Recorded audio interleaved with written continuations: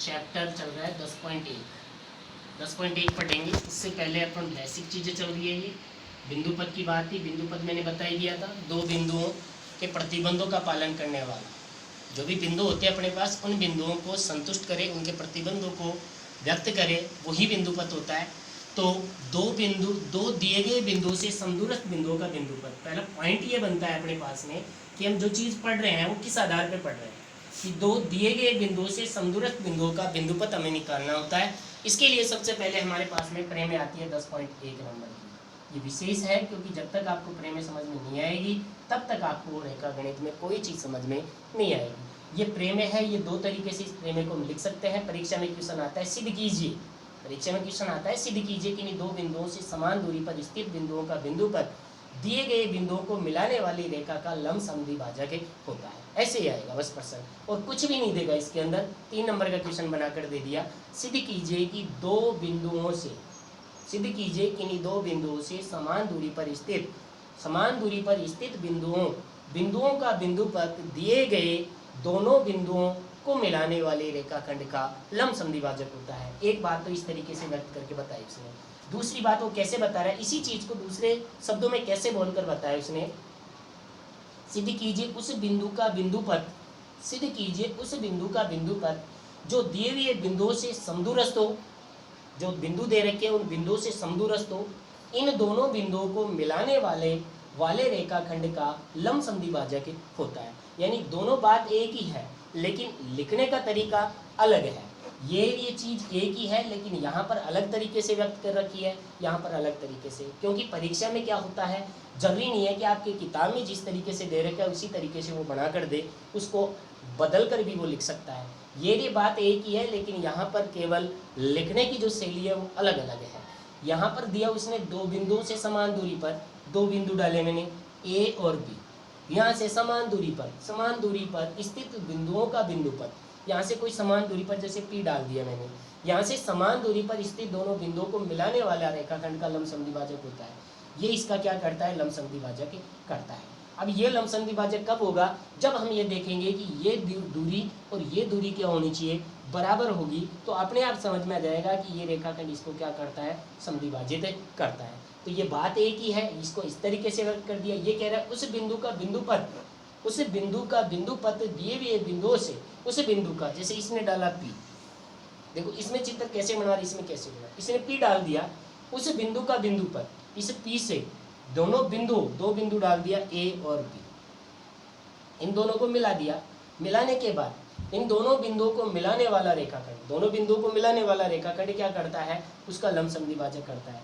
इसमें अपन को इस प्रमेय में ये चीज सिद्ध करनी है, इस प्रमेय में यानी चीज दोनों में एक ही सिद्ध करनी है, केवल थोड़ा सा लैंग्वेज का फर्क है, तो ये आपको विशेष ध्यान देना है।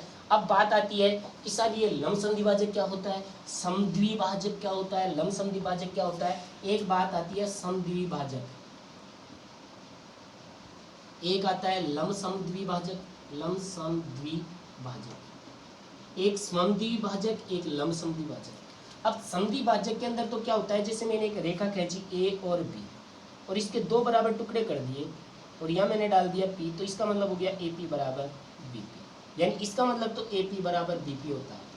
कारण क्योंकि यहाँ पर समद्विभाजक, सम यानी समान, द्वि यानी दो और भाजक यानी पार्ट, यानी जिस रेखाखंड के दो हम भाग कर देते हैं वही समद्विभाजक कहलाता है। जैसे मैंने एक कोण बना दिया, ये मान लो इसको मैंने दो भागों में काट दिया, एक इधर एक इधर। अब इसको मैं समान नहीं कह सकता, क्योंकि मैं अगर इसको ऐसे काटूं, ऐसे का अगर मैं काटता हूं तो ये कोण और ये दोनों समान हो जाएंगे। लंब समद्विभाजक का मतलब होता है जहां पर 90 डिग्री का कोण बने, 90 डिग्री के कोण से उसको क्या किया जाए, समद्विभाजित किया जाता है, वो लंब समद्विभाजक कहलाता है। 90 डिग्री के कोण के साथ उसकी रचना होगी तो वो लंब समद्विभाजक कहलाएगा, और अगर उसका समान दो टुकड़े हो रहे हैं तो वो समद्विभाजक होता है। तो यहाँ अपन को लंब समद्विभाजक दर्शाना है, इसका मतलब 90 डिग्री का वहाँ पर कोण बनना चाहिए। अब जब भी हम प्रमेय सिद्ध करते हैं, 9th क्लास में भी आपने पढ़ा होगा कि प्रमेय सिद्ध करते हैं तो उसमें दिया हुआ क्या होता है उसके अनुसार। पहली बात, आपको चित्र नहीं बना हुआ होता है, क्योंकि जब भी आप रेखा गणित को सोल्व करोगे तो उसमें चित्र ड्राइंग बनाना अनिवार्य होता है। ड्राइंग हम कैसे बनाते हैं, जैसे हमारे पास प्रमेय कहती है उसके अकॉर्डिंग हमें ड्राइंग बनानी होती है। प्रमेय क्या कह रही है, दिया हुआ क्या है, इन्हीं दो बिंदु, तो दिया हुआ है मेरे पास में दो बिंदु, दिया हुआ है A और बी, ए और बी दो बिंदु है, ए और बी दो बिंदु है। ये कह रहा है कि नहीं, दो बिंदु ए और बी मान लिया है मैंने, यहाँ पर माना ए और बी दो बिंदु है, माना ए और बी दो बिंदु है और उनके तल में कोई बिंदु P है, और इनके तल में दो बिंदु है, इनके तल में कोई बिंदु P है, इनके तल में कोई बिंदु P है।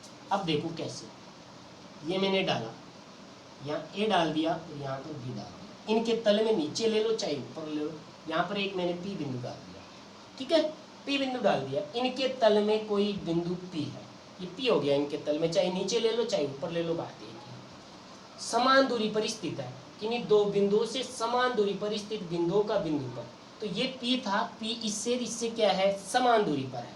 क्या है ये, P बिंदु है जो इस प्रकार है, किस प्रकार है कि AP बराबर BP है, इस प्रकार है। तो मैं इसको मिला देता हूँ, ये लो साहब, ऐसे मिला दिया, यानी AP बराबर BP, AP बराबर BP, मैंने इसको मिला दिया, ठीक है, AP बराबर BP। सिद्ध क्या करना है, मेरे को ये दिया हुआ है, सिद्ध क्या करना है वो आपको यहाँ पर लिखना है। सिद्ध करना है क्या, लंबसम विभाजक, सिद्ध करना है क्या, लंबसम विभाजक। तो सिद्ध करना है PM लंब है किस पे, AB, या इसको आप ऐसे लिख सकते हो क्या, बिंदु P रेखाखंड या बिंदु P रेखाखंड AB, AB का बिंदु P रेखाखंड AB के लंब समद्विभाजक L पर स्थित है, क्योंकि मैंने एक रेखा खींची और उसका नाम दिया मैंने क्या, L, ये मैंने एक रेखा खींच दी और इसका नाम मैंने L डाल दिया, क्या डाल दिया, L रेखा डाल दी, हरी बात समझ में। तो L पर स्थित है, L रेखा डाल दिया है, L रेखा डालने के बाद में मैंने यहाँ पर एक बिंदु M नोट कर दिया, क्या नोट कर दिया है, M नोट कर दिया, कोई दिक्कत, ये चीज़ मेरे को सिद्ध करनी है। अब मेरे को ये चीज़ सिद्ध करनी है तो यहाँ पर लिखनी है आपको उत्पत्ति से पहले आपको नोट करना है यहाँ पर रचना, अगर आप कुछ रचना करते हो तो, क्योंकि हम अगर रेखा गणित का कोई क्वेश्चन सोल्व करते हैं तो उसमें हमें कई बार रचना करनी पड़ती है, जो चीज़ हमें दी हुई नहीं होती है उसको हम बनाकर भी लिखते हैं। कई बार हमारे को ऐसी चीज़ें दी होती है जो दी हुई नहीं होती है, उसको हम बनाकर भी कई बार लिखते हैं। तो मैंने यहाँ पर रचना की कि AB को मिलाया मैंने, सबसे पहले तो AB को क्या किया मैंने, मिलाया, AB को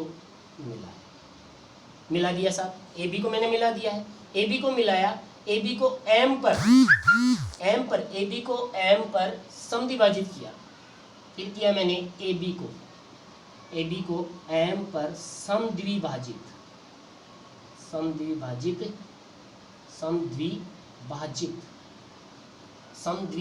किया मैंने, सॉरी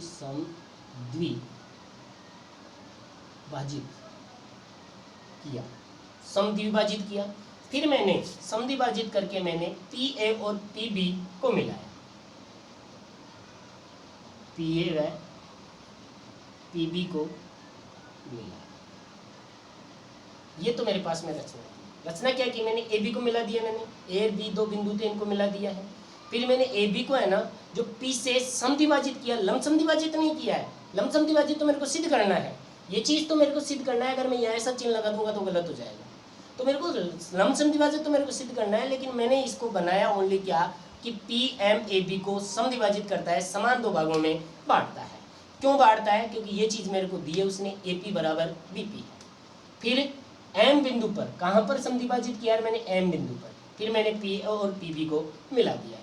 अब मैं इस प्रश्न को आगे सोल्व करता हूँ तो यहाँ लिखनी होती है उत्पत्ति, ये ध्यान रखना, क्या लिखनी होती है, उत्पत्ति। ये चीज़ दी हुई है, ये चित्र बनेगा, इसका भी नंबर मिलेगा, ये लिखा हुआ क्या है, दिया हुआ क्या है, रचना क्या की है, सिद्ध क्या करना है, इनके अलग अलग क्वेश्चन बनते हैं।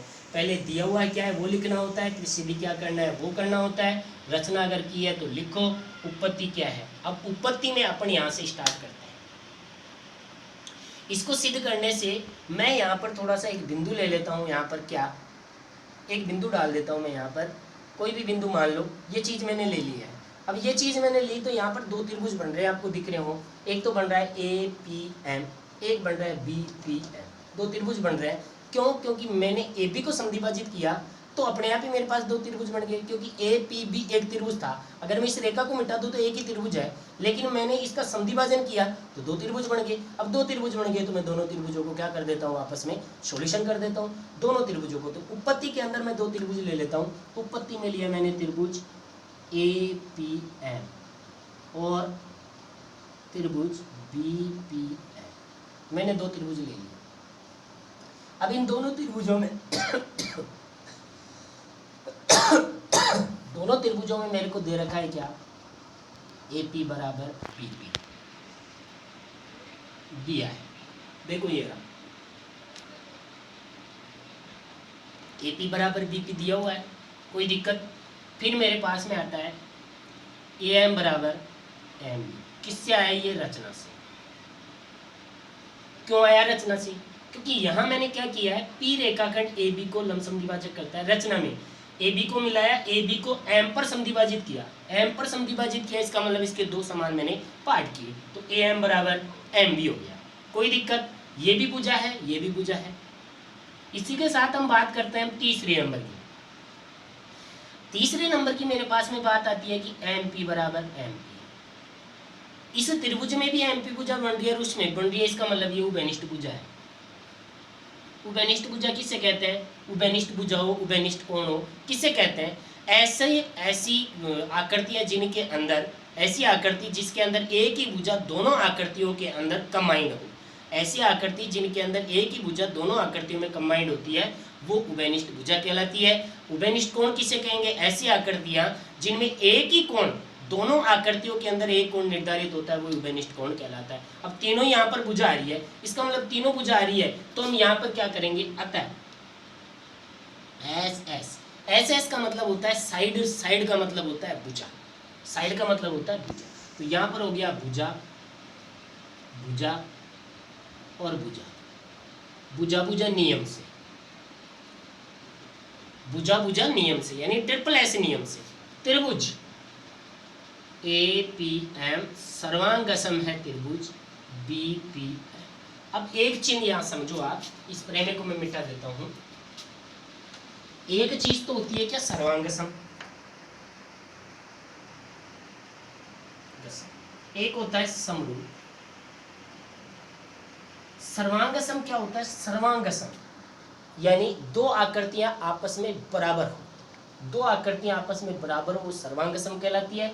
और समरूप किसे कहते हैं? दो आकृतियां बराबर नहीं हो, दो आकृतियां बराबर नहीं हो, एक आकृति दूसरी की क्या होनी चाहिए, 1:2 में होनी चाहिए, 1:2 में, और संगत कोण क्या हो, संगत कोण उसके बराबर हो। अरे बात समझ में, एक आकृति है, दो आकृतियां है, वो 1:2 में होनी चाहिए और संगत कोण बराबर होनी चाहिए। जैसे मानो मैंने एक ये त्रिभुज लिया, इसमें ये कोण 60 डिग्री का है, और मैंने ये एक बड़ा त्रिभुज ले लिया, इसमें ये कोण 60 डिग्री का है, ये 2 और ये 4।